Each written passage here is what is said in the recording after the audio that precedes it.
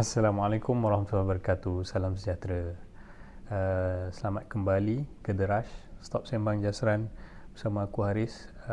Aku nak ucapkan selamat berpuasa kat korang semua, dan kita terus tingkatkan ibadah kita di bulan Ramadan Al-Mubarak yang mulia ni, sebab rugi andai bulan ini berakhir dengan begitu sahaja, kerana kita tidak dapat menimba apa-apa pahala yang besar yang dijanjikan oleh Allah SWT. So adalah satu yang kerugian besar, sebab penghujungnya bulan Ramadan ini, bulan puasa ini merupakan satu hadiah buat kita umat Islam seluruh dunia, agar kita ni menjadi hamba yang bertakwa, kan.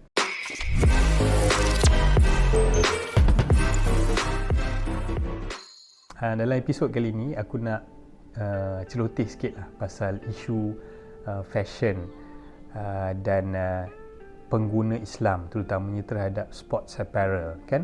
Sports apparel ni kan kita ada banyak, dalam running ke, dalam sukan ke, apa ke, kita ada kasut kita ada baju run, seluar run, kita ada topi running dan sebagainya. Jadi ini semua merupakan satu isu yang perlu dititik beratkan, yang perlu diberi perhatian kepada orang Islam, terutamanya kita sebagai orang Muslim. Macam mana kita pilih? Yang pertama, isu stokin yang panas di Malaysia sekarang ni. Pada aku, biarlah pihak yang bertanggungjawab menangani isu-isu sebegini. Aku tak nak menghangatkan lagi api yang tengah marak untuk memboikot KK Mart, kan, dan sebagainya. Ada orang kata apa, menambah api dalam sekam, kerana itu adalah pilihan masing-masing. Apa pun, aku memang marah, okey, apabila melihat kepada posting yang pertama, terutamanya apabila terlihat cetakan kalimah Allah, terutamanya yang dipasarkan di KK Mart, kerana pada aku ia adalah tidak peka kepada produk stokin yang sepatutnya tidak adalah benda-benda macam tu, kan. Sungguh pun kau non-Muslim, tapi ramai antaranya, mungkin board members ke dan sebagainya, ada je orang Islam dalam tim tu. Kenapa tidak boleh rujuk dulu dan sebagainya? Okey, untuk kita sebagai orang Islam pula, orang Muslim ni, kita ada iman, kan, iman dalam hati.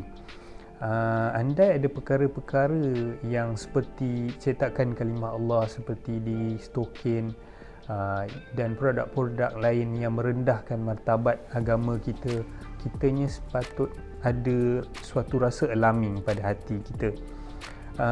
Jadi kita kena tegur lah, sebagai indikator kita orang Islam ni ada iman dalam hati.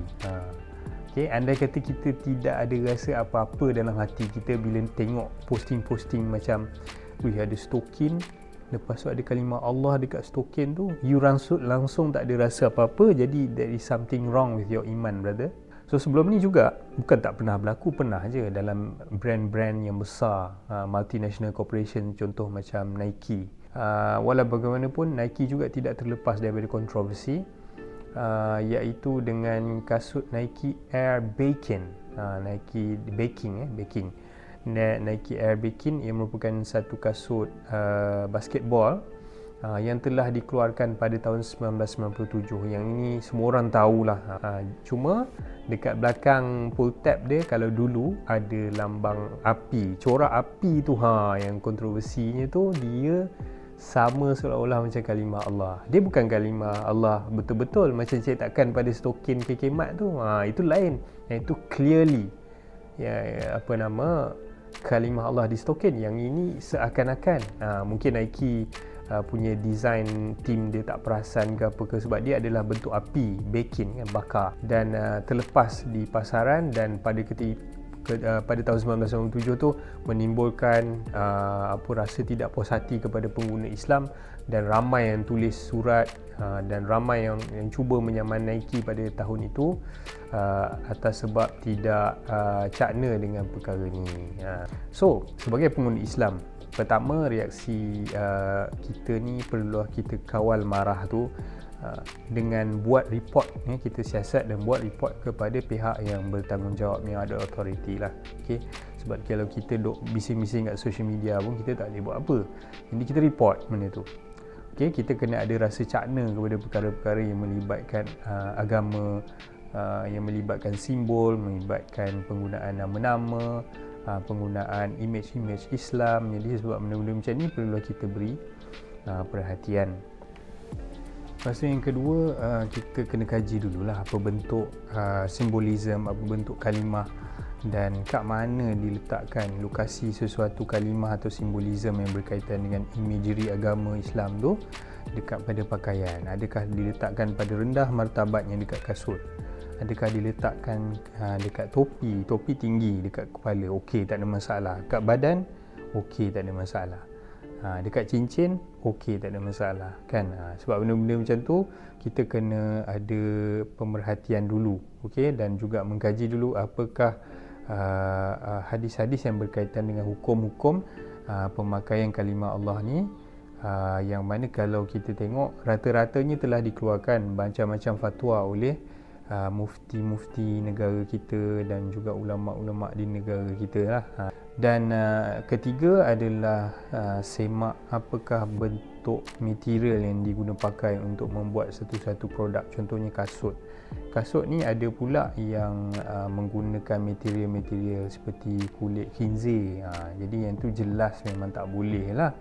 Aku pun tak tahu, kadang-kadang ada je timbul di kalangan remaja kita yang suka satu branding dan juga satu kasut. Contoh macam korang suka New Balance kan, kena hati-hati sebab New Balance ni ada banyak kasut yang 900 series dia 900 ke atas, dia banyak menggunakan material-material kulit khinzir. Jadi bolehkah kita just kerana kita tahu kasut tu hype, just kerana kita tahu kasut tu dia ada value, kita pun pakai dan mengenepikan hukum halal haram?